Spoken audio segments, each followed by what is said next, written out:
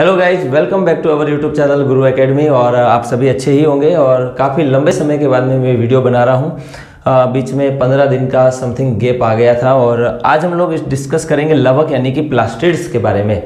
तो प्लास्टिड वैसे 3 प्रकार के हैं मुख्यतः, हरित लवक हैं और इसके अलावा वर्णी लवक हैं और अवर्णी लवक। आज के वीडियो में हम लोग वर्णी लवक और अवर्णी लवक को पूरा डिटेल से डिस्कस करेंगे और नेक्स्ट वीडियो के अंदर क्लोरोप्लास्ट यानी हरित लवक को डिस्कस करेंगे। और इसके अलावा हम इनके रूपों को भी देखेंगे कि एक रूप से दूसरे रूप में किस प्रकार से परिवर्तित होते हैं। यहाँ से भी एक प्रश्न आ सकता है क्वेश्चन। अब ध्यान देना, लवक का मीनिंग मैं आपको पहले ही बता चुका हूँ कि ये केवल द्विझिल्लीबद्ध कोशिकांग है, तो इसका मतलब झिल्ली है। तो आपको पहली बात तो ये समझ में आ जानी चाहिए कि ये केवल यूकेरियोटिक कोशिकाओं में ही क्या होंगे, उपस्थित होंगे। तो फर्स्ट हो गया कि ये यूकेरियोटिक कोशिकाओं में क्या होते हैं, उपस्थित होते हैं। दूसरी बात, ये कैसा है, द्विझिल्लीबद्ध है, यानी कि जब कोई कोशिकांग अगर झिल्ली दिख रही है तो सीधी सी बात है कि वो केवल कहां पर होगा, यूकेरियोटिक कोशिकाओं में ही क्या होगा, उपस्थित होगा। तो यहाँ पर ध्यान देना, लवक आपको केवल कौन सी कोशिकाओं में देखने को मिलेगा, यूकेरियोटिक कोशिकाओं में देखने को मिलेगा। अब यूकेरियोटिक में जैसे जंतु भी है, कवक भी यूकेरियोटिक है, लेकिन किस में, तो केवल और केवल ये आपको पादप कोशिकाओं में ही देखने को मिलेंगे।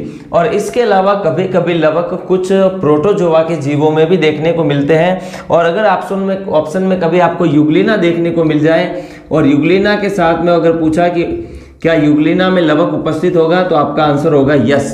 तो ये प्रोटोजोआ के अंदर युग्लिना बहुत ही इंपॉर्टेंट है। इस युग्लिना के अंदर आपको लवक देखने को मिलेगा। बाकी की जितनी भी पादप कोशिकाएं हैं, भले थैलोफाइटा, ब्रायोफाइटा, टेरिडोफाइटा के अंदर डेवलपमेंट थोड़ा कम है, लेकिन वहां पर भी लवक आपको देखने को मिलेंगे। और जिम्नोस्पर्म और एंजियोस्पर्म जो हायर प्लांट है, उनके अंदर भी ये आपको देखने को मिलेंगे लवक। अब आगे बात करेंगे, वर्णकों के आधार पर लवक को 2 भागों में बांटा गया है। यानी पौधे जो विभिन्न विभिन्न रंग के दिखाई देते हैं, भूरा रंग है किसी पत्ती का, मान लो किसी का रंग येलो पड़ जाता है या फिर कोई ग्रीन है, तो इन सब का जो रंग है वो वर्णक का मतलब ही क्या है, रंग से। बायोलॉजी में कभी भी कहीं रंग दिखाई दे रहा है तो वो रंग किसी वर्णक के कारण से ही होगा। जैसे हमारे स्किन का रंग मेलानिन पिगमेंट के कारण से होता है, मेलानिन वर्णक के कारण से। तो सेम टू सेम वर्णकों के आधार पर इन्हें कितने भागों में बांटा गया है, 3, वर्णी लवक, अवर्णी लवक और हरित लवक। हरित लवक के बारे में नेक्स्ट वीडियो में डिस्कस करेंगे। तो आज के वीडियो में हम देखेंगे वर्णी लवक। नाम से पता चल रहा है कि यहाँ पर वर्णी यानी कि मतलब वर्णक उपस्थित हैं, और वर्णक का मतलब होता है रंग, जो किसी प्रकार का पौधों में क्या दे रहे हैं, रंग प्रोवाइड कर रहे हैं। और यहाँ लिखा है अवर्णी, वर्णी का मतलब अवर्णक विहीन, अवर्णी का मतलब जिसके अंदर वर्णक यानी कि रंग उपस्थित नहीं है, और ये पौधों को किसी भी प्रकार का कोई रंग प्रदान करने वाले नहीं है। और हरित लवक क्या है, हरी, हरी का मतलब हरा, ये पौधों को हरा रंग, पत्तियों को हरा रंग प्रदान करेंगे। और यहाँ वर्णी, वर्णी का मतलब है रंग, मतलब अलग अलग रंग ये प्रदान करेंगे। तो सबसे पहले हम बात करेंगे वसा विलय कैरोटीनॉइड वर्णक। ध्यान देना, वसा विलय कैरोटीनॉइड वर्णक। इसमें कौन कौन से वर्णक हैं, एक तो है कैरोटीन वर्णक, और एक आपको इसमें ध्यान देना है ज़ैंथोफिल वर्णक। कौन सा वर्णक ध्यान देना है, ज़ैंथोफिल। ये दोनों वर्णक जो हैं कौन से हैं, वसा विलय, जो किसमें विलय है, वसा में विलय है। और ये कैरोटीनॉइड वर्णक है, एक तो है कैरोटीन और एक ज़ैंथोफिल। ज़ैंथोफिल वैसे पौधों में पीला रंग प्रदान करते हैं। क्या रंग प्रदान करते हैं, पीला रंग। और कैरोटीन मुख्यतः लाल रंग प्रदान करते हैं। कौन सा रंग प्रदान करते हैं, लाल रंग। लेकिन ध्यान देना, कैरोटीन की भी 3 वैरायटी है, अल्फा, बीटा और गामा।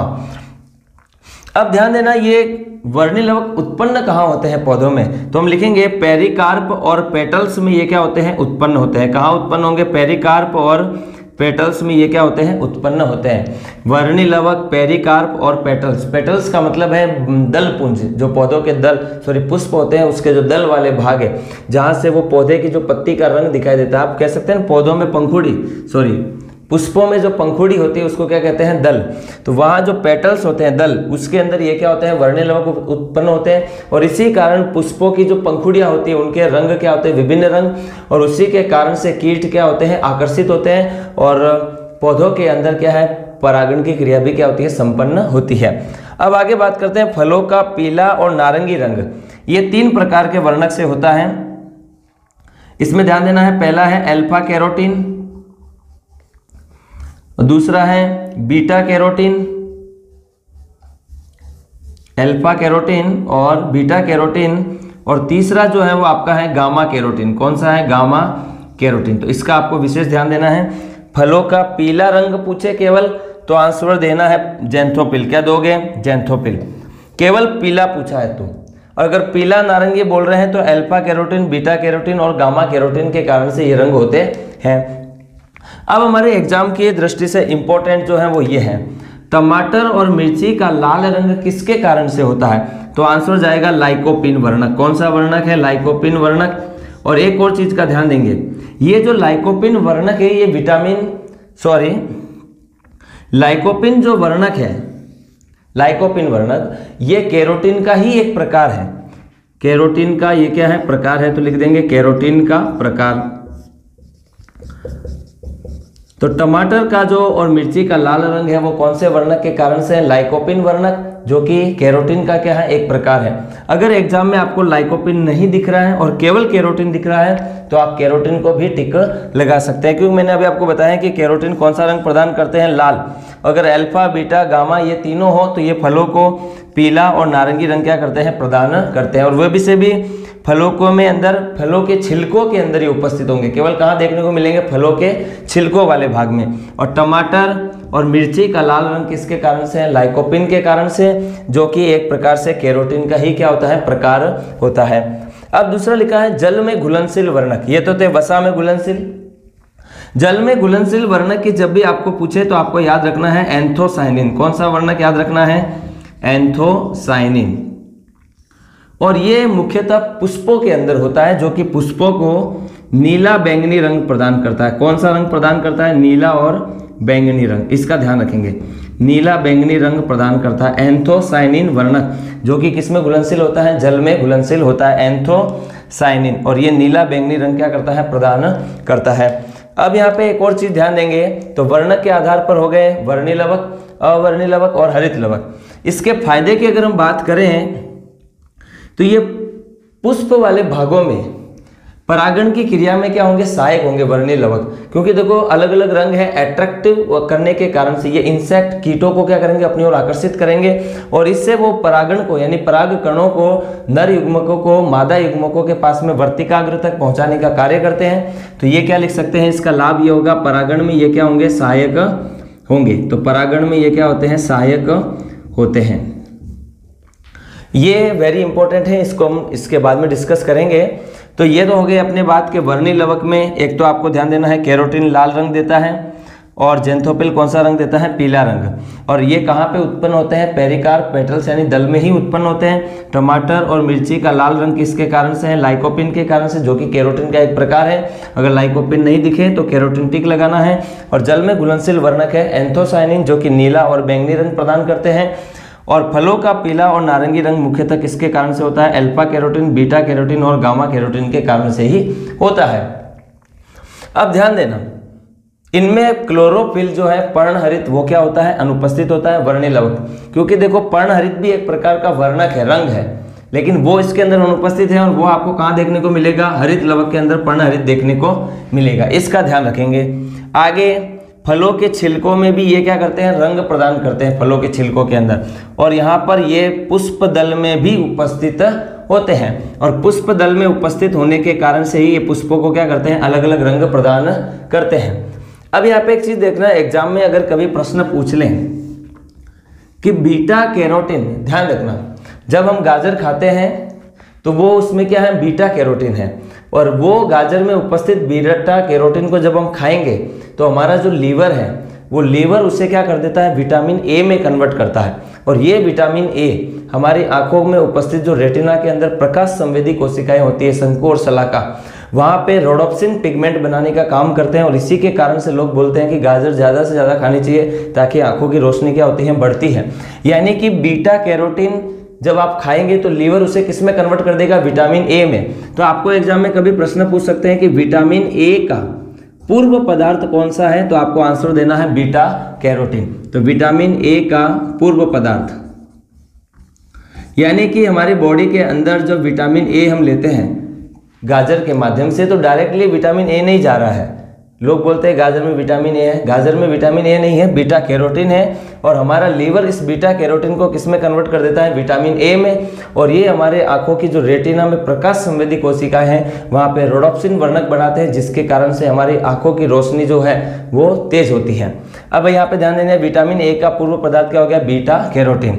यहाँ पे बीटा कैरोटीन वर्ड आया था इसलिए मैंने इसकी यहाँ पे चर्चा कर ली है। नेक्स्ट आगे बात करते हैं अवर्णीय लवक। इनको किस आधार पर बांटा गया पहले ये समझेंगे। देखो ये वर्णक विहीन है, यहाँ पे रंग नहीं है और इसको इंग्लिश में ल्यूकोप्लास्ट बोलते हैं। रंगहीन लवक भी इन्हें बोल सकते हैं। और इनमें क्या होते हैं, खाद्य पदार्थ संचित होते हैं। अब ध्यान देना, यहाँ पे वर्णक उपस्थित है इसलिए वर्णीय लवक को जो है अलग अलग वर्णक उपस्थित होते हैं, इस कारण से ये अलग अलग प्रकार के वर्णक दिखते हैं। लेकिन अवर्णीय लवक भी 3 प्रकार का है। वैसे इसमें एक प्रकार और भी होता है एटियोप्लास्ट, वो आपके सिलेबस में नहीं है, रीट के सिलेबस में भी नहीं है और 11th और 12th के सिलेबस में भी नहीं है। एटियोप्लास्ट के बारे में पहले आरबीएससी की जो 11th की बुक थी उसमें था, और जो अभी एनसीईआरटी 11th की बुक है उसके अंदर एटियोप्लास्ट का कोई जिक्र नहीं किया गया, पुरानी वाली आरबीएससी की बुक में किया गया था। हम जो हमारे लिए इंपॉर्टेंट है उसी को डिस्कस करेंगे यहाँ पर। तो अवर्णीय लवक हैं वो 3 प्रकार के हैं। एक तो है अपना प्रोटीन लवक, और जो दूसरा है अपने पास में वो है मंड लवक, जिसको कुछ लोग स्टार्च लवक भी बोलते हैं, क्योंकि रियली में मंड का मतलब ही स्टार्च होता है। और एक हो गया अपना तेल लवक। अब देखो नाम से ही पता चल रहा है कि यहाँ पे वर्णक तो है नहीं, तो वर्णक के आधार पर तो इन्हें हम विभाजित नहीं कर सकते। तो यहाँ पर विभाजन किस आधार पर किया जाएगा, तो लिखेंगे संग्रहित पदार्थ के आधार पर, संग्रहण कार्बनिक पदार्थ के आधार पर। यानी कि ये अभी लिखा है कि खाद्य पदार्थ को क्या करते हैं, संचित करते हैं। तो कौन सा खाद्य पदार्थ संचित करते हैं ये इंपॉर्टेंट है। तो हमने लिख दिया कि ये लोग खाद्य पदार्थ के संग्रहण के आधार पर, कि कौन सा पदार्थ संग्रहित करता है उसके आधार पर हम इन्हें क्या करते हैं, 3 भागों में बांट देते हैं। वैसे प्रोटीन लवक को हम लोग एल्यूरोप्लास्ट बोलते हैं। क्या बोलते हैं, एल्यूरोप्लास्ट। ध्यान देना, इसके नाम आप इंग्लिश में भी याद कर लेना, क्योंकि कई बार पेपर के अंदर हिंदी मीडियम का पेपर होगा तो भी वहाँ पे वो लोग डायरेक्ट ऐसे ही लिख देते हैं एल्यूरोप्लास्ट, प्रोटीन लवक नहीं लिखते हैं। और मंड लवक को हम लोग क्या कहते हैं, यहाँ पर लिखा है एमाइलोप्लास्ट, एमाइलोप्लास्ट। और तेल लवक को हम बोलते हैं इलायोप्लास्ट। क्या बोलते हैं, इलायोप्लास्ट। और जो मैं एक प्रकार और बता रहा था वो है इटियोप्लास्ट, जो कि जब अवर्णीय लवक अंधेरे में होते हैं तो वो क्या है, एटियोप्लास्ट एक वर्णक को क्या कर लेते हैं, संग्रहित कर लेते हैं। वो हम डिस्कस नहीं करेंगे। नेक्स्ट आगे बात करते हैं प्रोटीन लवक। नाम से ही पता चल रहा है कि ये प्रोटीन लवक है, मतलब इसमें संग्रहण कार्बनिक पदार्थ कौन सा होगा, प्रोटीन। तो यानी कि ये क्या करते हैं, प्रोटीन का संग्रहण करते हैं। किसका संग्रहण करते हैं, प्रोटीन का संग्रहण करते हैं। और ये आपको कहाँ देखने को मिलेगा, तो आपको ध्यान होगा कि दालों के अंदर प्रोटीन सबसे ज़्यादा होता है। तो दाल के जो छिलके होते हैं, तो यहाँ लिख सकते हैं दालों के बीज पत्रों में, दालों के बीज पत्रों में ये हमारे को प्रोटीन लवक क्या होगा, देखने को मिलेगा। अब इसके अलावा बात करते हैं स्टार्च लवक की। तो यहाँ पे नाम से ही पता चल रहा है स्टार्च, मतलब ये स्टार्च यानी कि कार्बोहाइड्रेट का क्या करते हैं, संग्रहण करते हैं। तो यहाँ लिख देंगे कि ये स्टार्च यानी कि मंड यानी कि कार्बोहाइड्रेट का क्या करते हैं, संग्रहण करते हैं। तो इस चीज़ का भी ध्यान देना है, स्टार्च कार्बोहाइड्रेट का संग्रहण करते हैं। अब दूसरा पता चल रहा है तेल लवक। तो ये जो है वो किसका संग्रहण करेंगे, तेल का। किसका संग्रहण करेंगे, तेल का। तो मैं यहाँ लिख देता हूँ इलायोप्लास्ट। तो ये लोग जो संग्रहण करते हैं वो किसका संग्रहण करते हैं, तेल का संग्रहण करते हैं। अब तेल का मतलब यहाँ पर सीधा सा है वसा से, किसका है, वसा से। तो ये तेल या फिर यहाँ भी ये भी लिख सकते हैं वसा का क्या करते हैं, संग्रहण करते हैं। अब आपको ध्यान हो तो जैसे आपने देखा हो सरसों, मूंगफली, इनके जो बीज पत्र होते हैं उनके अंदर ये तेल लवक उपस्थित होता है। तो एग्जाम्पल में लिख सकते हैं सरसों और क्या लिख सकते हैं, मूंगफली। ये आपको ध्यान रखना है, सरसों और मूंगफली जो कि तेल लवक में क्या होंगे, तेल और वसा का संग्रहण करते हैं। तो खाद्य पदार्थ के संचरण के आधार पर, संग्रहण के आधार पर इन 3 भाटों में प्रोटीन, स्टार्च और तेल लवक, तेल वसा का संग्रहण करेंगे, मंड स्टार्च का संग्रहण करेंगे, और जो प्रोटीन लवक है वो प्रोटीन का संग्रहण करेंगे। और प्रोटीन लवक कहाँ होंगे?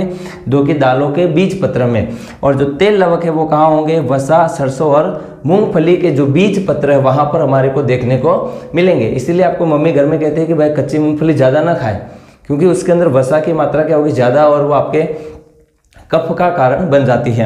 अब यहाँ पर ये तो हो गया। अब देखो यहाँ लिखा है सामान्यतः अहरित पादप कोशिकाओं में उपस्थित होते हैं, यानी अहरित जो कि हरे नहीं हो। तो जैसे आपको पता ही है कि सरसों और मूंगफली का अगर आप मूंगफली खा रहे हैं तो वो हरे नहीं है, तो उनके अंदर ये आपको अहरित पादप कोशिकाओं में देखने को मिलेंगे। हरित लवक के बारे में हम नेक्स्ट वीडियो में डिस्कस करेंगे। एक इंपॉर्टेंट पॉइंट है जो कि एनसीईआरटी के अंदर पहले था, और इस एनसीईआरटी की लाइन को भी हम लोग डिस्कस कर लेते हैं। एनसीईआरटी में लिखा है कि विभिन्न प्रकार के लवक एक रूप से अन्य रूप में रूपांतरित होते रहते हैं। अब इस लाइन को उन्होंने सिर्फ लिख दिया है, इस तरीके से ड्रॉ बना के न तो वहां पे एक्सप्लेन किया है। अब इस लाइन को समझ लेते हैं कि क्या कह रहा है कि लवक जो है वो 3 प्रकार के हैं, और फिर इनमें भी 3 है, तो 1 2 3 4 और ये 5। तो यहाँ पे है 1 2 3 4 5। अवर्णिक में 3 लवक हो गए, तो 3 ये, एक हरित लवक और एक अपना वर्णिक लवक, ये 5 प्रकार हो गए। ये पांचों प्रकार एक दूसरे के रूप में क्या होते हैं? रूपांतरित। लेकिन सारे के सारे एक दूसरे के रूप में रूपांतरित नहीं होते हैं, इस बात का ध्यान देंगे। लेकिन बोला है कि क्योंकि इनका आनुवंशिक पदार्थ क्या है? समान है, इसलिए ये एक रूप से दूसरे रूप में जा सकते हैं, कोई प्रॉब्लम वाली बात नहीं है। क्योंकि इसके अंदर जो डीएनए होगा क्लोरोप्लास्ट में वो भी 70S है, तो इसमें भी 70S होगा। इसमें भी जो माइटोकॉन्ड्रिया इसमें भी 70S, और इसमें भी 70S, और इसमें भी क्या होगा? 70S। और जो डीएनए यहाँ पर है राइबोसोम, वो सारे के अंदर उपस्थित होगा। इसलिए बोल दिया कि यहाँ पर जो आनुवंशिक पदार्थ है सारे लवकों में वो क्या होता है? समान होता है। इस चीज का विशेष ध्यान देंगे कि यहाँ पर आनुवंशिक पदार्थ क्या होता है? समान होता है। अब आगे बोल रहा है, नोट डाल के ये भी लिखा है कि क्रोमोप्लास्ट, यानी कि ये वाला प्लास्ट वर्णी लवक, क्रोमोप्लास्ट कभी भी क्लोरोप्लास्ट में रूपांतरित नहीं होता। इस चीज का ध्यान देंगे कि लवक 5 प्रकार के, वर्णी लवक, ये वर्णी लवक तो मैं अपना अलग ही है। फिर अवर्णी लवक में 3 है, तेल लवक, मंड लवक और प्रोटीन लवक, और अपना एक तीसरा टाइप है हरित लवक। बोल रहा है कि वर्णी लवक कभी भी हरित लवक में नहीं बदल सकता। क्रोमोप्लास्ट मतलब वर्णी लवक, और क्लोरोप्लास्ट का मतलब हरित लवक। वर्णी लवक कभी भी हरित लवक में नहीं बदल सकता, क्योंकि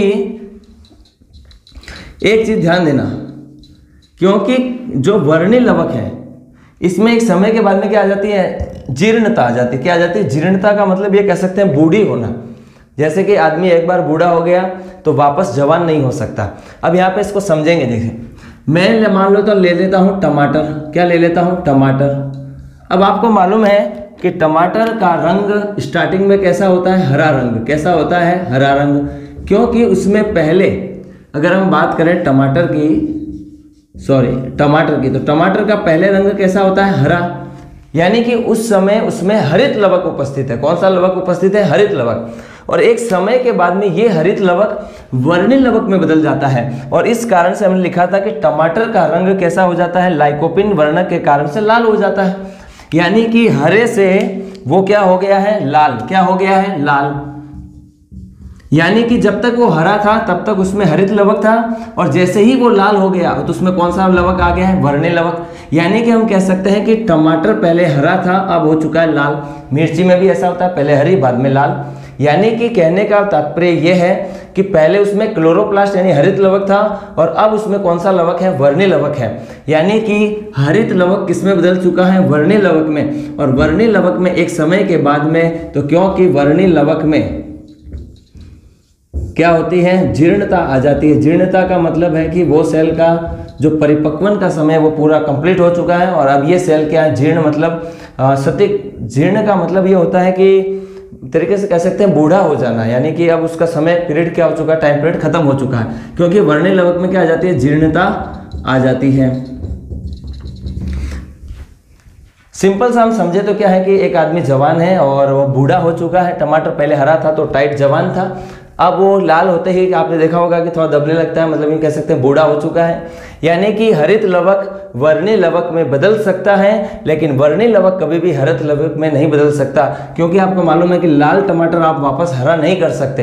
हरे से लाल हो जाएगा क्योंकि क्लोरोप्लास्ट किस में बदल रहा है, क्रोमोप्लास्ट में। तो आपको ध्यान देना है कि प्रोटीन लवक हरित लवक में बदलता है और हरित लवक जो है वर्णिल लवक में बदलता है। और इंपॉर्टेंट पॉइंट है कि वर्णिल लवक कभी भी हरित लवक में नहीं बदल सकता, इसलिए ध्यान देना कि जब तक टमाटर का हरा रंग था तब तक उसमें हरित लवक था, और जैसे ही उसका लाल रंग हुआ तो वर्णिल लवक, यानी कि वर्णिल लवक हरित लवक में नहीं बदल सकता। सिंपल सा याद हो रहा है, क्योंकि आपने देखा है कि टमाटर कभी भी लाल से हरा नहीं हो सकता। सेम टू सेम मिर्ची में भी यही होगा। तो यानी कि जब तक टमाटर हरा था तब तक उसमें पर्ण हरित यानी कि क्लोरोफिल प्रेजेंट होने के कारण से उसका कलर कैसा था, ग्रीन। और जैसे ही वो लाल हो गया यानी कि उसमें अब हरित लवक वर्णिल लवक में बदल चुका है, और लाइकोपिन यानी कि कैरोटीन के कारण से उसका रंग कैसा हो चुका है, लाल। अब यहाँ का टॉपिक हमारा यहीं कंप्लीट होता है। इसमें आपको ध्यान देना है कि प्रोटीन लवक हरित लवक में बदल सकता है और हरित लवक जो है वो वर्णिल लवक में बदल सकता है। और ये आपकी एनसीईआरटी की लाइनें भी मैंने क्या कर दी हैं, क्लियर कर दी है। अब हम मिलते हैं नेक्स्ट वीडियो के अंदर, और नेक्स्ट वीडियो के अंदर हम लोग डिस्कस करेंगे हरित लवक को।